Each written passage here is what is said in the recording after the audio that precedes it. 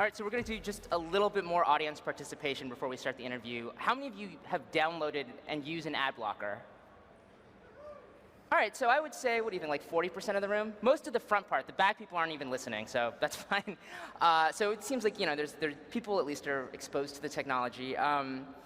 But I am, at least on a good day, I'm a journalist. I actually get paid mostly through advertising and through wonderful events like this.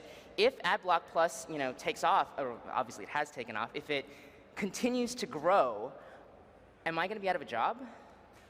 No, I think what is potentially hurting content creators is a business model that doesn't work. And ads that clearly don't provide any value to the consumer is, to me, a failed business model, which I think is the reason why this just needs to evolve. And the interesting thing is that almost all the people that install an ad blocker, they don't hate ads, they're just annoyed by the really intrusive ones. So that's why we started a program called Acceptable Ads, which basically means we are helping publishers to show alternative, less intrusive ads specifically targeted at people that have opted out of traditional online ads. And what we found out is that fewer but better ads actually provide much more value. So we're creating this win-win situation in which the user gets a much better experience. At the same time, publishers can make more money while still honoring user choice. So yeah, let's talk about the Acceptable Ads program. So just to make sure I understood you. So there are publishers now who make more money with acceptable ads than they were with sort of the traditional banner ads before? Yeah, I think it's important to just realize they're a different segment of users. They're the regular users that may be completely fine with the flash banner ads, but then they're especially the tech-savvy people that install an ad blocker, and they just need to be addressed in a different way. And what we're establishing is a way to target users not only on their profile, but just on their ad preferences. And I think this really creates a lot of value for publishers, which is why now out of the top 100 websites in the US, 40 of them have acceptable ads on their page. And I think that shows that this works for publishers, but also the users are on board. So tell me a little bit more about what makes an ad acceptable. Like, what's the distinction there? So I think the most important part is every user can decide that for themselves. So with Adblock Plus, every user can just configure what kind of preferences they have. But for us, it is, of course, very important to have good default settings that find exactly the perfect balance between good user experience on the one hand and enough monetization opportunities for publishers on the other hand. And we've put a lot of research into finding that balance, but we're now in the process of opening that up. So we are currently establishing an independent committee which will have members from all the relevant stakeholder groups that have a stake in online advertising. And by handing over control over what constitute an acceptable ad, we believe that we can really evolve the program. So we will have journalists there, we will have publishers, advertisers, but also ad tech companies. And if we bring everyone together at one table, we think we can really evolve this program. So there'll be this, what do you call it, like a council essentially, like a board or something like that? Yeah, we call it the Acceptable Ads Committee. Committee, okay. So they'll sort of set kind of what the broad guidelines are, but then the individual user can still decide what their settings are, and then even if they want to see acceptable ads at all. Absolutely. So, I mean, I think that there are some people who see this idea of, hey, we're an ad blocker, but we also make money from advertising as hypocritical or even sort of downright kind of extortionist. I mean, how do you respond to that? Well, it's of course nonsense, because the only reason why we are as successful as we are is because we have millions and millions of users that support our vision, and because we provide a lot of incremental revenue for our partners. Now, of course, ad blocking is controversial. I think disruptive technology kind of has to be controversial. So coming up next is Randall at the IAB. I'm very sure that he's going to continue his very personal rants about me, about my team. I think that's just really huge distraction or an attempt to distract people from the real reason why we're in this mess, because the IAB has failed to create an advertising ecosystem that is sustainable and healthy. So when you say that, I mean, it's a disruptive technology, and that's why it's controversial. But certainly, there are probably going to be, if ad blocking continues to grow, I mean, there are going to be publishers who are hurt in a really concrete way by this. I mean, don't you think it's fair for them to say that this is, really bad for us? No, I think what we are all about is empowering our users to have control over their browsing experience. At the same time, we're working with publishers on user-friendly monetization methods. And I think this is really what is needed, because you cannot have a business that relies on pissing off your user base. And I think this is actually one of the things that's interesting about Adblock Plus is that users have this complete control, and yet, as I understand it, I mean, the vast majority of them are willing to see, your acceptable ads. They don't opt out of advertising entirely. Like, why do you think that is? I think because so far we've really managed to find that perfect balance between a good user experience and the monetization needs of publishers. And in general, if you ask people that have an ad blocker installed, rarely ever say they are against all advertising. It's always just the really intrusive experience that just leads them to installing an ad blocker. Mm-hmm. And one of the things that I found out backstage is that you actually come from this background of online marketing yourself. So this is actually in some ways a world that you know, even though you've now come into this very kind of controversial position within it. Yeah, I mean, many people from our team have a background in advertising, and I think that's also important because we really want to bring both sides together. And I think this is really what has been lacking in the past, is that there was real innovation in online advertising, especially user-friendly innovation. And I think we're in a very good position to facilitate that. So let's talk a little bit more about the form. I mean, you talked about giving users choice, but I think, especially at the beginning, acceptable ads for a lot of people basically meant like text-based ads. It was ads without images. I mean, can you talk a little bit more about what you think a good ad looks like? Well, I think the most important aspect is it cannot be disruptive. So if you're reading an article and right next to it there's an animation that is screaming for attention, that's just something that bothers most people. So there are new ad formats out there that just blend better into the content of the site and just overall are much less disruptive experience.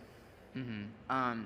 And so you guys are also then giving publishers other tools to monetize, including this new product that you announced last week called Flatter Plus. What is that?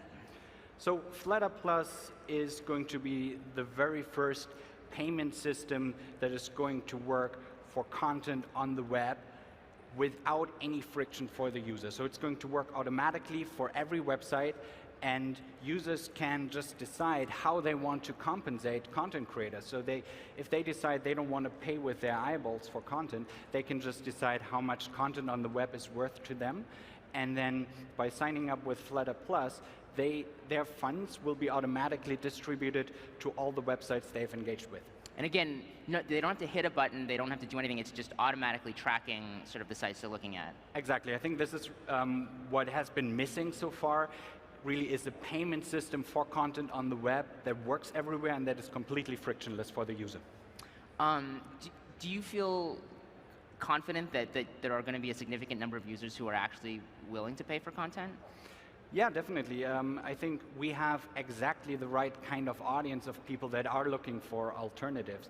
The majority of people will always be fine with just seeing obnoxious ads, but then there are people that just want to have more control and they want to decide how they compensate content creators. And I think we are in a very unique position to facilitate that. But just to be clear, I mean, a publisher has to actually partner with you in order to receive the money from Flatter Plus. Well, they just have to tell us where to send the money to. Okay. They just have to accept the check, basically. Exactly. But it is interesting because, you're working with Flatter on this, as the name implies, which is founded by one of the founders of Pirate Bay. So, I mean, I imagine that some of these conversations, like, hey, we're Adblock Plus. We're here with a company, that was founded by the Pirate Bay guy. Do you want to work with us? And some of the publishers are just like, screw you. We have absolutely no interest in doing that. No, I think that more publishers now understand that we have to evolve business models on the web, and we have to put the user in the center of that. And if we make it really easy for users to contribute to the content they consume, then I think we can establish something that we've never had before. So I mean, let's talk a little bit more about how much money the publishers are going to make. So I mean, just in terms of the terms are that you guys will sort of take a 10% fee, and then the rest goes to the publishers, right? Right. And as I understand it, the goal is that by next year you should be paying like $500 million to publishers? Yeah, we anticipate that by the end of next year we will have over 10 million users, and we estimate that on average they will spend $5 a month. But what's really interesting is if you look at monetization, it's really shocking how little value ads create. So by paying as little as what you spend on a cup of coffee, by spending that much per month, you can already create the same value for publishers without having to see any of the intrusive advertising.